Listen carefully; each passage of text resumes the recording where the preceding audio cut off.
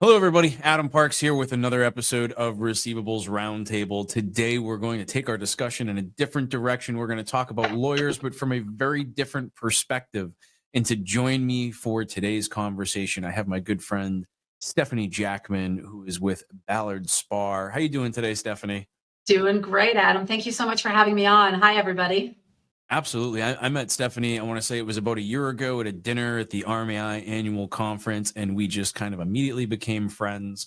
And through our conversations, I've just been so interested in some of the things that she's had to say in her perspective on being a lawyer, not just from a law perspective, but kind of all the different things that an attorney can and should be doing for you if you have the right counsel.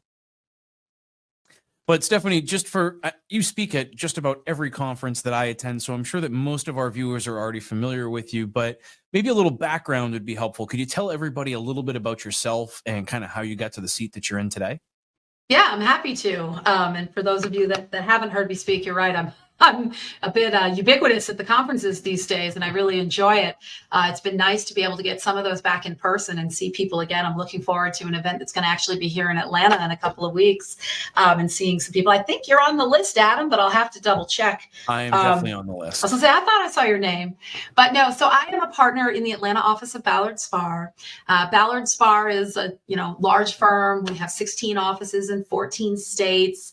We're a full service firm, but what I really specialize in is consumer financial services, assisting people that are in either the position as a creditor or a bank or a lender, all the way through to debt buyers and collectors who assist with bringing the revenue cycle throughout that industry to a close. I also get to spend some time getting to know some of the service providers, whether it's a lead generator, people that are helping to market products, services, utilize social media, or help with customer contact strategies, communication platforms, etc. That's been a really interesting segment. That's just, not just the creditors and the collectors. But my history, I graduated law school in 2006. And I'm realizing I'm getting very close to my 20-year law school anniversary, and I've already surpassed some other 20-year anniversaries. I stayed in Atlanta. I began with Paula Hastings in their litigation department, doing just kind of general commercial litigation, products liability, securities. Decided that I wanted to stay in Atlanta and moved to a local class action boutique where I met my mentor and now the leader of, or I should say co-leader of Ballard Spahr's financial services group, Chris Willis. There I started to get my first introduction to the financial services industry, starting to do some work with collections, credit reporting, and that was just before the mortgage kind of meltdown of I guess it's about 10 years ago now, a little bit more than that. And so I was there when that began. I can remember the days of 300 to 500 cases at any given time because Georgia was one of the highest states for foreclosure. I really enjoyed it. Being in this particular industry and learning about what our creditor and collector clients need is interesting. There's always different products, right? Every state has an array of laws you have to think about. At the federal level, I have an alphabet soup of things: FDCPA, TCPA, FCRA, FCRA, TILA, UDAP, you name it. I can start to get into payment-related issues and EFTA. And so for me, it was a very intellectually challenging and interesting field. Mm-hmm. And I've really enjoyed helping my clients sort through that morass over the last decade plus. Okay. So, I mean, and one of the things that I find interesting about attorneys is that, everybody comes to you guys when there's a problem, right? And it's, hey, I'm being sued, or this is now a problem, and you're kind of dealing with things after the fact. It sounds like from your perspective, proactivity and getting out in front of problems seems to be a little bit more your speed, right? Helping people to solve a problem before the problem exists versus only handling things after the hammers come down. Yeah, I'd say that's really accurate, Adam. My background is a litigator, and I still litigate. But where that shift in really understanding how clients could benefit so much from, what's the expression, a pound, an inch of prevention is worth I don't remember. I'm so terrible with colloquialisms. I shouldn't use them. But the idea, An ounce of prevention versus a pound of solution. thank you. And that one really fits. And I saw this after the CFPB was stood up in 2011, and being at the forefront of some of the very first investigations and examinations launched by that regulator that allowed us, because UDAP, right? That's their whole big thing. What is it? How do they see it? How can our clients prepare for it and know what's coming? So clients started asking. And we started thinking about, what are we seeing? How are they approaching this? What do we know from our relationships with people at the Bureau and that are in different positions, what they're thinking about, where they're going? There's not a lot of, until you get a consent order, right? Most of what the CFPB does is not above boards. It's private. It's some of it's even privileged with exams. So that limits the ability of the industry to share information and just talk about what they're seeing. And I realized, they might be subject to those types of restrictions, but I'm not. I see horizontally, I see this bank with this issue, this repo provider with this issue, this collector with this issue, debt buyer with this. Within an industry, you can see a lot of different patterns playing over and over again. And I started to find that talking to clients about that, obviously in a way that didn't give away who was involved. We can't do anything like that. It would be confidential and privileged. Sure. That was really beneficial to helping companies think about, does this sound like something that could be an issue in my own shop? And do I want to do something about that? Or do I want to start thinking about how I would defend if I'm going to maintain? And that's been what a really big part of what I've been doing for the last 10 years is, I call it tea leaf reading. Predicting the future. I like that. But even beyond just kind of the legal ramifications and the preparation, like the proactivity and the solutions that you're providing as an attorney and as a law firm, like you're really plugged into the relationship game, I'll call it, right? In terms of connecting the right people, like you, from your position and from your perspective, you have all these puzzle pieces on the table that you can start to put together in ways that others necessarily can't, because they don't have the same level of background knowledge and information. Yeah, it's a really great point, Adam. I've spent a lot of time learning the collections and receivables industry, and that knowledge has assisted right now our bank and creditor clients understand, wait a minute, what does Reg F mean? How should I be adapting to Reg F, if at all? How do my third-party partners manage Reg F? Hunstein, how are we going to manage that? What does it mean? Vendor oversight, the CFPB expects that. That's one area where I've found being able to kind of liaise across the aisle, if you will, connecting a creditor with a third-party debt buyer or collection agency that might suit their needs, being able to facilitate if someone's looking for somebody to do a first-party service, or what's really been coming into play the last few years with Reg F and now Hunstein and all the other things we're all dealing with. What are the different technologies, strategies, platforms, service providers who are out there, and being able to understand. I always make a point at conferences of talking to some of the service providers that are new or I don't know what they do before, because the more that I learn about all these different platforms, sometimes I get a client out of it, and that's always great, right? But what's even more important is when one of your listeners calls me and says, I have this need, or have you ever heard of this company? This isn't billable work, this isn't legal work, but I can sit there and talk to you for a little bit about, yeah, I have, here's what I know about them. Would you like me to make an introduction and kind of just make a warm transfer? And I have found that has been really beneficial in moving, I think, the industry forward in an overall compliant direction, in a way that also has more parties at the table talking about it, instead of it just being like, this is how it's done, and we don't understand why, to your agency, and then your agency saying, I can't get the creditor to get this. I can facilitate some of those information exchanges as well. Well, I think you can kind of, I don't want to say play both sides of the coin, but you're in a position where you understand the perspective of both parties and you can kind of bring them together. And I I like try. and I like your approach to attending a conference, right? I personally always make it a point to hit every booth. Mhm. Especially when we were doing virtual conferences, I watched every demo, I read every document, I looked at every flyer, regardless of whether or not I thought I would ever use the company or anything else, because I just wanted to understand what's in the marketplace, right? Right.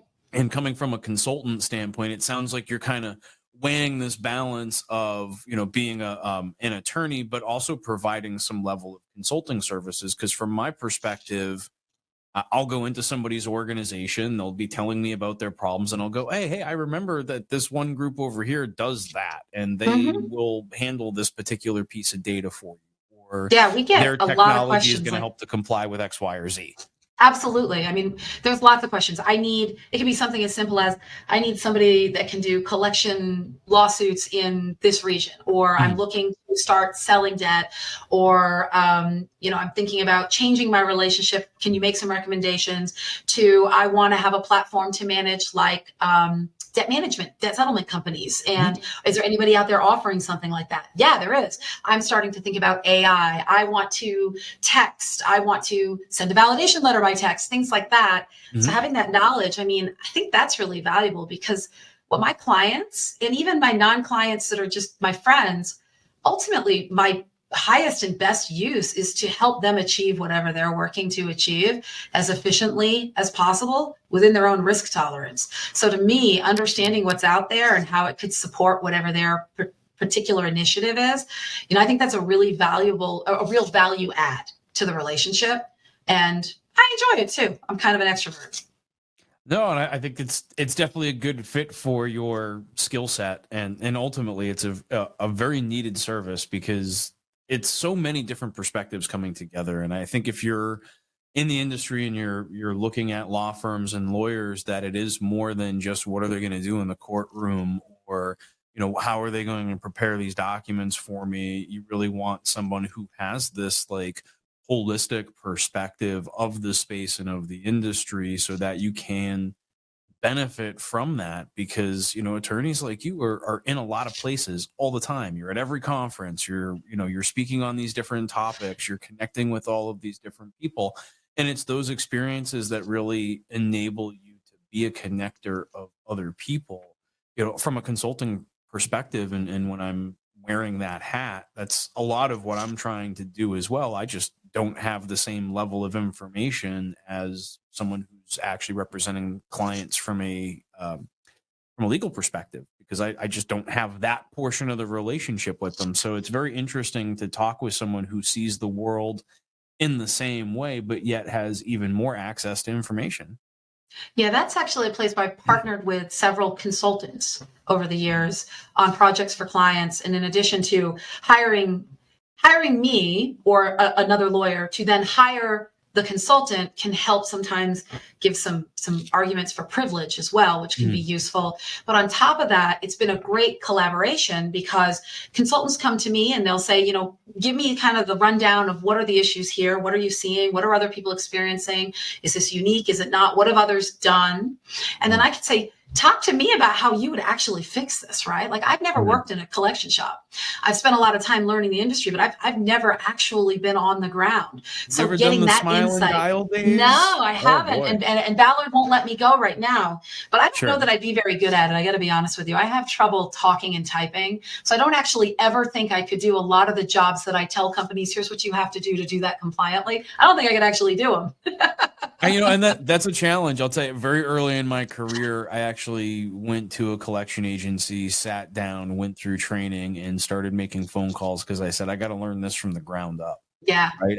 But we came in from different perspectives, right? Like I was selling debt at that time to these organizations, and they were going out there to collect it. And I was trying to convince creditors as to why they would want to use us. So I had to better understand the Hmm. perspective of exactly what was going to happen with their debt so that I could tell the right story. I could be accurate, I could be clear, and I could be persuasive, because ultimately sell them a service, right? Like I was going to broker their debt sales.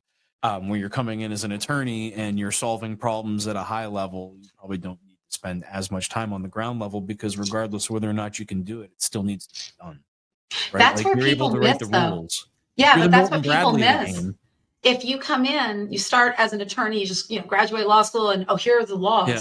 But the more you can give nuanced advice, the more you can understand unique challenges that an industry faces, or even within an industry. So take collections. Different companies have different challenges, whether it's size and resource based, whether it's your footprint. Are you mostly in California? Or are you mostly in, let me pick somebody, Oklahoma, right? I mean, just different risk profiles, risk just the different environment, risk environment was the word I was looking for. And the more you can understand, and then understand how they manage that, and why why don't you just do X won't work, the better the advice is and the more tailored it is to a specific situation. And that's what everybody wants from lawyers, right? You want us not to cost $1 million. You want us not to shut down your business. You want us not to tell the executives, the C-suite, we can't do this. You want us to say, here are the risks. Here's what it looks like. Here's some practical thoughts on how to implement what you want. And then you get stuck in the epic battle of compliance versus performance, right? Yeah. Like there's been this epic battle between those two worlds for a long time. And I do think that, as an attorney, you generally are helping people to find that middle ground, right? Like to be able to come together between those departments. But I can't tell you how many times somebody has told me stories about the compliance guys coming. Let me try and hide now, right? Especially from a performance or an operations perspective. So I think it's interesting when you can kind of tailor that type of information and thought process based on such a wide variety of factors and experiences. Yeah. And I'll tell you, I have a lot of lawyer friends in the industry, and I mean, they're well known to all your listeners, and they do that well too. There's some of the people I look to and was looking and learning. I enjoy the space. The law is interesting. The challenges are interesting. The opportunities are interesting. The people are great. But watching how some of the lawyers in this space that have been around a long time, I'm thinking of like Manny Newberger, Joanne Needleman, we've got the Strickler, Nicole Strickler, Dara Tarkowski. You've got lots of people that are out there defending the industry, and just watching how they take that holistic approach as well. It really, I took note. I thought it was very effective, made a lot of sense, but it does turn on understanding the operations, not the law, and then fitting those two together. And I think that that's what people should be looking for in a lawyer. And I think that's what it means when you say you want your lawyer to be a teammate and not a lawyer. And it can help our reputation too, make us more likable. Well, and I think I think you're spot on, right? And there are some really well-established attorneys throughout this industry that have taken that approach and been very successful with it. And a lot of them have either been guests or going to be guests on this program in the immediate future. So it's really interesting to hear everybody kind of working together. And I do like seeing all of these different attorneys that are, it reminds me of the debt collection industry on the whole, because you have all these attorneys that are in some level or in some way competing with each other, but all also working together. And I think that's one of the greatest things about kind of RMAI and ACA and the other associations throughout the industry, is that we may be competing, but we're all working towards common goals. And so we all are sharing information. We're learning from each other. We're trying to help each other not fall into the same pitfalls. Some of that I'm sure comes from a PR perspective, but I think even more of that comes from a true desire to help each other succeed and to have a successful business and to continue to be the essential part of the credit economy that the debt collection industry really is. Because without us, interest rates would be like they were in the 1980s. Like there has to be a balance. And if people are going to lend money, it's a risk versus reward probability. I won't go into my whole pitch about why the debt collector is an essential part of the economy, but I think the attorneys are an essential part of kind of keeping that all balanced and keeping us all moving in the right direction and helping us to interpret the giant web of laws, rules, regulations, and random orders that we're all required to be complying with. I think everybody ultimately wants to comply, but you just have to understand it. And it can be discussed from an operationalized perspective. I think it adds a lot of value. Yeah. And, another thing that it helps with also is taking it back, because I do a lot with the first party and creditor side. That's kind of how I came in from that angle. When I mentioned that I hadn't started in third party, learning and about the industry in order to help those clients understand what it's faced with, what the challenges are, how they can facilitate that, and in order to lower their own risk. Because that's really what the CFPB, if you will, kind of fired the warning shot across the bow in 2011. And that engagement has been something I've really hoped I've been able to bring to both sides, because I ultimately think that helps us to your point, all be working towards the same goal and, rowing the same boat in a way where we're ultimately achieving profitability in a compliant manner, making great products available to consumers, helping distressed consumers resolve debts in a way that's, respectful and responsible. And I, after being in this space exclusively since 2011, I think that's happening. I think sometimes it doesn't maybe immediately feel that way, but I do see that happening. I mean, I have banks asking me questions and learning more about the FDCPA than I think they ever expected to in their lifetimes, just because in the environment, they need to understand that to effectively engage as well as meet their own expectations with regulators. So. Well, I think this has been a fantastic conversation, and I really appreciate you taking the time to participate and just kind of talk our way through all of this. I have to say this was the first kind of one of these sessions where I didn't actually write down questions and prepare an outline, because from all the conversations that you and I have had over the last year or so, they all just seem to flow so nicely, and there's just so many, we cover so many different topics in such a short period of time. Even if it's just over a drink at a conference, That's the New England. We can keep up with each other, see? Both growing up in New England, I think that's definitely a factor in our ability to flow a conversation. But I really appreciate it. For those of you that are watching, if you have any questions for Stefanie or I, feel free to leave them below. We'll both be responding to questions on LinkedIn and YouTube. If you have any additional topics that you'd like to see us discuss, or other guests that you'd like to see me interview, please feel free to leave comments below about that as well. We're going to continue creating great content for the receivables management industry. But until next time, I look forward to seeing you at an upcoming conference. I'm sure I'm going to see you at each and every one that I attend. So here's to having a drink real soon. And thank you so much for coming on today. I appreciate it. Thanks, Adam. It was great being here. Bye, everyone. Bye-bye.